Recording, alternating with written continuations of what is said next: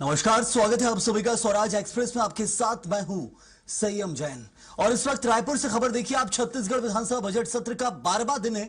मुख्यमंत्री विष्णुदेव साय के विभागों की अनुदान मांगों पर चर्चा हुई, तो वहीं विष्णुदेव साय ने कहा है कि 198 गांव को रोशन करने का काम किया है। कांग्रेस का हाथ गरीबों का साथ नारा है, नारों में ही कांग्रेस हाथ दिखाती है। डबल इंजन की सरकार तेजी से काम कर रही है।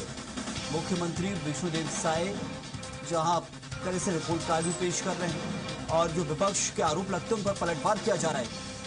सीएम साय के विभागों के लिए 10,617 करोड़ का बजट पारित हुआ, तो वहीं सदन की कार्रवाई सुबह 11 बजे तक के लिए स्थगित कर दी गई है। विधानसभा के बजट सत्र का 12वां ये दिन था और इस दिन तक क्या अपडेट हुए वो आपको बता दे रहे हैं। तो विभागों के अनुदान मांगों पर चर्चा हुई। अलग अलग विभाग में जो राशि बढ़ाई जाती है, तो वही विभागों के लिए 10,000 करोड़ से ज्यादा का बजट पारित किया गया। विकास कार्यों के लिए अलग अलग विभागों के जो काम पेंडिंग है उन सब के लिए 10,000 करोड़ से ज्यादा का जो बजट है वो पारित कर दिया गया है।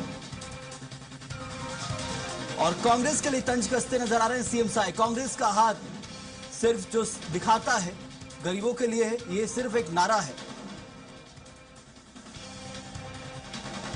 सीएम साय के विभागों की अनुदान मांगों पर चर्चा के बाद 10,000 करोड़ से ज्यादा का बजट जो था पास कर दिया गया है।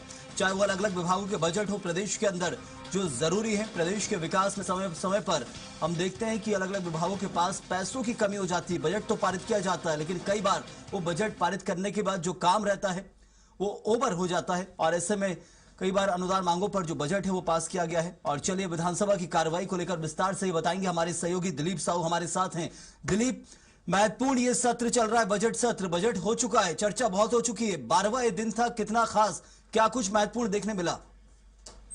जी बिल्कुल संयम, आज बजट सत्र का छत्तीसगढ़ विधानसभा के बजट सत्र का 12वां दिन था और आज जहां प्रश्नकाल में और शून्यकाल में काफी हंगामा देखने को मिला। विपक्ष अलग अलग मुद्दों को लेकर सरकार के घेरते हुए नजर आई, चाहे जमीन राजस्व का मामला हो या फिर जो जमीनों अलग अलग जो क्षेत्र के मामला हो, ये चाहे मनरेगा में बदलाव और वीबी जी राम जी का मामला हो, इन सभी चीजों को लेकर विपक्ष जहां सरकार को घेरते हुए नजर आई। वहीं आज खास ये रहा कि सीएम विष्णुदेव साय के विभागों से संबंधित अनुदान मांगों पर चर्चा हुई, जिसमें विष्णुदेव साय ने न सिर्फ अपनी सरकार की सुशासन की बात कही, साथ ही साथ इस दौरान कांग्रेस को जमकर नकार भी लगाई। कांग्रेस सरकार में जिस तरह से जो कमियां खामियां रही, जिस तरह से जो घोटाले या भ्रष्टाचार के मामले आए, उन तमाम चीजों को, उन बातों को रखते हुए उन्होंने अपनी बजट भाषण दिया। इस दौरान उनके विभागों से संबंधित कुल 10,617 करोड़ की अनुदान मांग पारित हुई हुआ और इस दरमियान उन्होंने कहा कि जो अलग अलग विधायकों के और दूसरे सदस्य दलों के जो अनुदान मांग को लेकर जो मांगे आई है, सुझाव आई है, उन तमाम चीजों को वे गंभीरता से ले रहे हैं। और साथ ही साथ पिछले सरकार ने, कांग्रेस सरकार ने जो प्रदेश को भ्रष्टाचार का घर बना दिया था, उसे अब इस सरकार में सुशासन की सरकार बेहतर करने का प्रयास कर रही है और सभी विभागों के लिए भरपूर बजट और संसाधन मुहैया कराई जा रही है ताकि प्रदेश के विकास में और गति मिले। इस तरह की बातें सीएम विष्णुदेव साय ने बजट पारित। जरूर दिलीप, और ये बजट सत्र हमने देखा लगातार इस पर चर्चा बहुत हुई है, अलग अलग मुद्दे भी विपक्ष उठाते नजर आया है। अब हम समझे आज के दिन में जो मुद्दे उठाए जा रहे थे, एक तो सबसे महत्वपूर्ण हो जाता है कि अलग अलग विभागों के जो काम पेंडिंग है उनके लिए बजट निकाला गया। 10,000 करोड़ का अनुदान मांगों पर चर्चा होती नजर आई, बजट पास किया गया है। विपक्ष के ऐसे कौन से मुद्दे रहे हैं आज के खास दिन हम देखें जो उठते नजर आए, क्योंकि लगातार देख रहे हैं कि सदन की कार्रवाई के अलावा अलग अलग महत्वपूर्ण मुद्दे भी हैं जो रोजमर्रा में नजर आते हैं, विपक्ष उन्हें सदन में उठाता है। जी बिल्कुल, विपक्ष की तरफ से अलग अलग मुद्दे उठाते रहे।